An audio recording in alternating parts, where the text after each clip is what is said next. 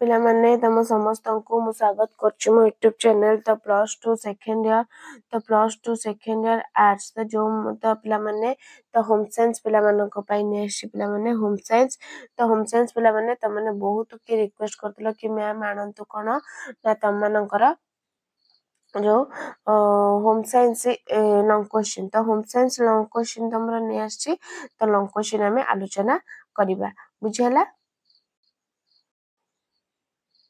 तो home science आम long question बहुत पिला कमेंट करथिलो कि लॉन्ग क्वेश्चन तो तमरा गोटे long question AC selection long question आज आम आलोचना करबा। तो चल आम स्टार्ट करबा। तो मातृदुग्ध शिशु पई सर्वोत्कृष्ट काहेकि शिशु को स्तन्यपान कराइबा बेले की विषय प्रति ध्यान देबा आवश्यक कि विषय प्रति हमें ध्यान देबा आवश्यक पिला माने चल आम आलोचना करबा।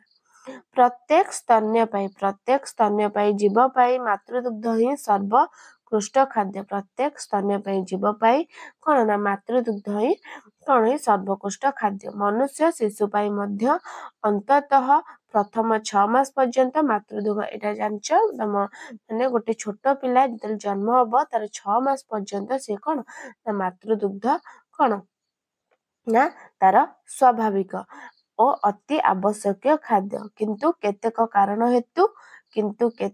कारण हेतु कौनसी माता पक्षे स्तन्यपान कराइबा संभव हो पारि न थाए।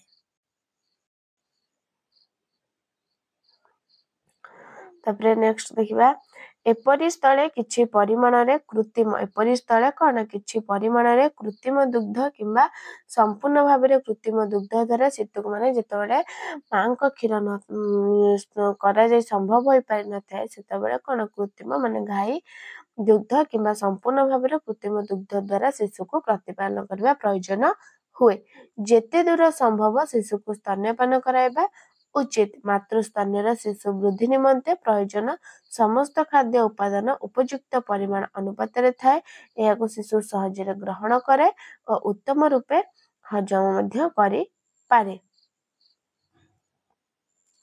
एही खाद्य शिशु को सीधा सड़क मां ठारू मिलुथिबारु बहिस्थ रोग जीवाणु द्वारा संक्रमित हेबार संभावना खूब अल्प थाए स्तन्यपान द्वारा माता और शिशु कौन ना निकट संस्पर्श आसबारु दुही को आनंद मिले और शिशु निरापत्ता अनुभव मध्य करे गरीब वर्गर परिवार मानक पई जन्म यह परिवर्तन खर्च कमाई थाए शिशु जन्म हेबा परे जेते शीघ्र संभव स्तन्यपान कराइबा उचित कारण कौन हुए प्रथम दिन मातृस्तनरु जो फिका हलदिया रंगर क्षीर बाहर ताहार कोलेस्ट्रम ताहाको कौन कहती ना कोलेस्ट्रम बोली कहती एथिरे रोग निवारक शक्ति यथेष्ट थिबारु रोग निवारक शक्ति यथेष्ट थिबारु रोग प्रतिरोधक शक्ति मध्य प्रथम क्षीर रे कौन होता है ना रोग प्रतिरोधक शक्ति उत्पन्न होता है।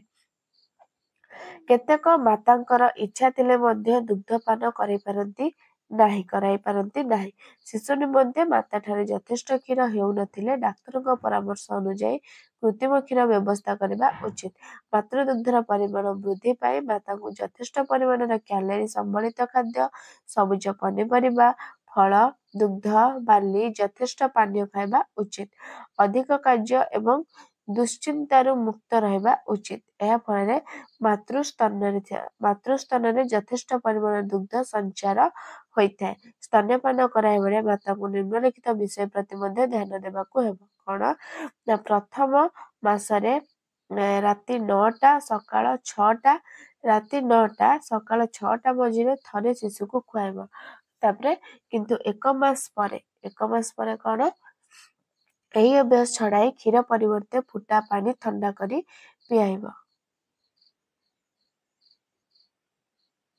नेक्स्ट स्तन जीवाणु और दूषित पदार्थ लगी रही थाई पारे तेणु स्तन्यपान कराइबा पूर्व और परे स्तन दुईटी को विशुद्ध तुला को परिष्कार पानी रे ओदा करी पोछि परिष्कार करिवो।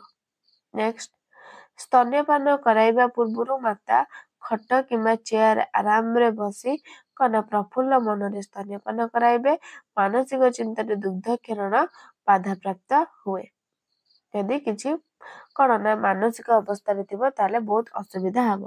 माता शिशु को अधा सुखाइबा भली कोल धरी प्रत्येक स्तन 10 मिनिट पर्यंत सुखाइब। प्रथम थर जो स्तन खुआइब आरंभ कर परवर्ती थर अन्य स्तन खुआइब जद्वारा प्रत्येक स्तन संपूर्ण क्षीर शून्य हो नूतन क्षण खेलित हो पार। स्तन्यपान बेले जेपरि शिशुर नाक बंद हो न जाए सेप्रति ध्यान देवा उचित। नेक्स्ट स्तन्यपान कराई सारिया पर शिशु को अल्प समय कांधे पकाई पिठ को थापड़ाइले ता पेटर थिबा पवन बाहरी आसे नचे शिशुर वायु दोष होबार संभावना थाए। माता शिशु को निराल स्तन्यपान कराइबा उचित। यदि स्तन्यपान पर शिशुर पेट न पुरे से भलरे न शोई शीघ्र उठी कांदिबा को आरंभ करे तार शारीरिक ओजन प्रत्येक मासरे जेपरि बढ़िबा उचित सेपरि बढ़े नाही। एपरि क्षेत्र में किछि बाहर क्षीर देवा प्रयोजन मध्य हुए। जदि मातार क्षीर अतिरिक्त गरिष्ठ होता है तेबे शिशु यह हजम करिपारे नाही। माता किछि दिन पई घी लहुणी आदि बंद करी अधिक परिमाण में पनीपरिया फल खाइबा उचित। दिन भितर यथेष्ट पानी पीवा उचित। मातार खाद्य सहज पाच्य हेबा उचित। तो पिला माने तम मनकर थिला कौन एटा long question selection home science रा बहुत पिला कमेंट करथिला। नेक्स्ट क्लास को आउट लॉन्ग क्वेश्चन नेसी। तो वीडियो भल लाइक शेयर सब्सक्राइब कर दबा। रहउची धन्यवाद। जय जगन्नाथ।